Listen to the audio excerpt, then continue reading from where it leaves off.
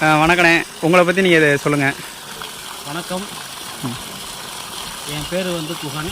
நான் புதுக்கோட்டை மாவட்டம் அறந்தாங்கி வட்டம் வரக்கோளம் கீழ்பாடி என்னோட கிராமம். சரிண்ணே, இந்த சோலார் அமைச்சு நீங்கள் எவ்வளோ நாள் இருக்கும்? இது வந்து ஒரு 2 மாதம் இருக்கும். 2 மாதம் இருக்கும். உங்களுக்கு இதோட பெர்ஃபார்மன்ஸ் எப்படி இருக்குது? நல்லா திருப்தியாக இருக்குது. இப்போதைக்கு நான் வந்து ஒரு 1.5 ஏக்கர் தென்னந்தோப்பு போட்டிருக்கேன். இதில் பார்த்தீங்கன்னா கொஞ்சம் இப்போதைக்கு பார்த்தீங்கன்னா ஓரளவுக்கு திருப்தியான ஒரு தண்ணி வந்துக்கிட்டு இருக்குது. சரி சரி சரி.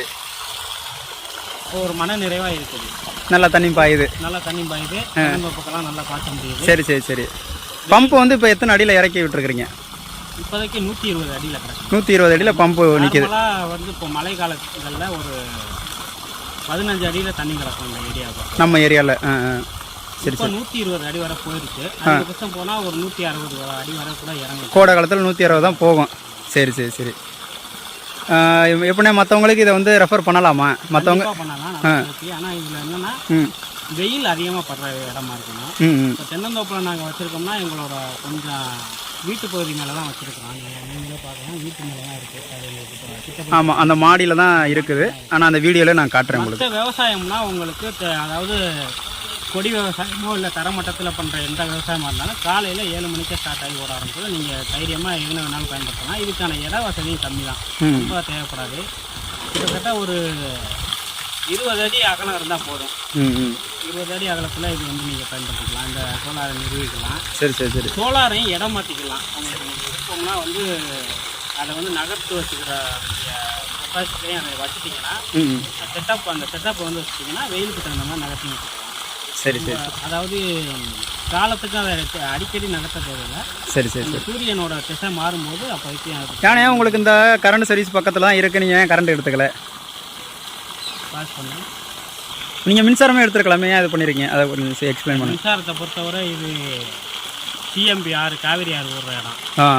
ஒரு 200. ஆமாம், அந்த போல் நிற்கிறதான் ஆற்றுக்கரையோட கரை. சரி சரி. 200 மீட்டருக்குள்ளே தான் வந்து 200 மீட்டருக்கு வெளியில் தான் நீங்கள் உங்களுக்கு போர் சர்வீஸ் கொடுப்பாங்க. சரி சரி சரி. அப்படிங்கும்போது இதில் உங்களுக்கு ஏகப்பட்ட சிக்கல் இருந்துச்சு. ஆனால் சோலாரை பொறுத்தவரை பிரச்சனை இல்லை. நம்ம வந்து கொண்டாந்து நிரூபிக்கிறோம். அது நம்ம இஷ்டம், எப்போ வேணாலும் கொண்டாந்து நம்ம இன்ஸ்டால் பண்ணி யூஸ் பண்ணிக்க வேண்டியதான். ஆமாம் ஆமாம். அப்படி பார்த்தாலும் இப்போ 3 1 கரண்ட் எடுத்து பார்த்தாலும் உங்களுக்கு அவ்வளோ செலவாகும். செலவு கண்டிப்பாக. இப்போ வந்து ஒரு யூனிட்டுக்கு வந்து 5 ரூபா வரைக்கும் வாங்குறாங்க 3 1 கரண்ட்டுக்கு. ஒரு நாளைக்கு இது எப்படி பார்த்தாலும் ஒரு 20 யூனிட் வரைக்கும் கரண்ட் இதில் வருது உங்களுக்கு. இப்போ 20 × 5 போட்டாலும் ஒரு நாளைக்கு 100 ரூபா செலவு இருக்குது. ஓகே, நல்ல விஷயந்தான். சரிண்ணே, அப்போ மற்றவங்களுக்கு இதை வந்து சோலார் ரெஃபர் பண்ணலாம், கம்பல்சரி ரெஃபர் பண்ணலாம். இதில் என்ன பிரச்சனை இல்லைன்னா உங்களுக்கு கரண்ட் செலவு இல்லை, மின்சாரத்துக்கு கட்டணம் தேவையில்லை. ஆமாம், ஒரு தடவை நிறுவிட்டா நீங்கள் பாட்டுன்னு தண்ணி பாய்ச்சிக்கிட்டே இருக்கலாம். இதில் உங்களுக்கு மோட்டரோட அளவை அதிகரிச்சுக்கலாம். அதே மாதிரி சோலார் பேனலோட அளவை அதிகரிச்சுக்கலாம். உங்களுக்கு இந்த தண்ணி சேஃப்டி இல்லாட்டி கிட்டத்தட்ட ஒரு ஏக்கர் 1.5 ஏக்கருக்கு இந்த தண்ணியே போதுமானது. இந்த 2 இன்ச்சு தண்ணி போதுமானது. 2 இன்ச்சில் ஃபுல்லாக வர்றது போதுமானது. ஒரு 5 HP தண்ணி போதுமானது. Okay okay.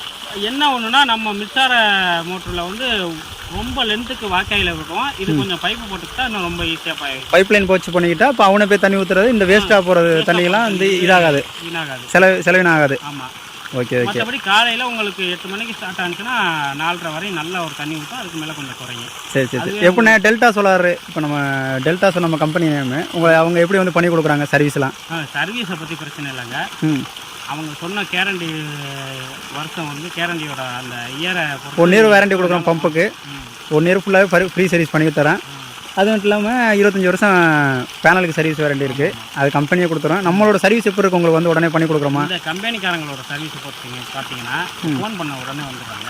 சரி சரி. உடனே வந்து அவங்க என்ன பிரச்சனையோ அதை சரி பண்ணி கொடுத்துட்டு எக்ஸ்ட்ராவும் நமக்கு ஆலோசனை பண்ணி கொடுத்துட்டு போயிடுவாங்க. சரி சரி. அதனால பிரச்சனை இல்லை. சரி. கம்பெனியை பொறுத்தவரை எந்த பயமும் இல்லை. நீங்கள் வந்து கண்டிப்பாக டெல்டா சோலாரில் எல்லாரும் இன்ஸ்டால் பண்ணலாம்.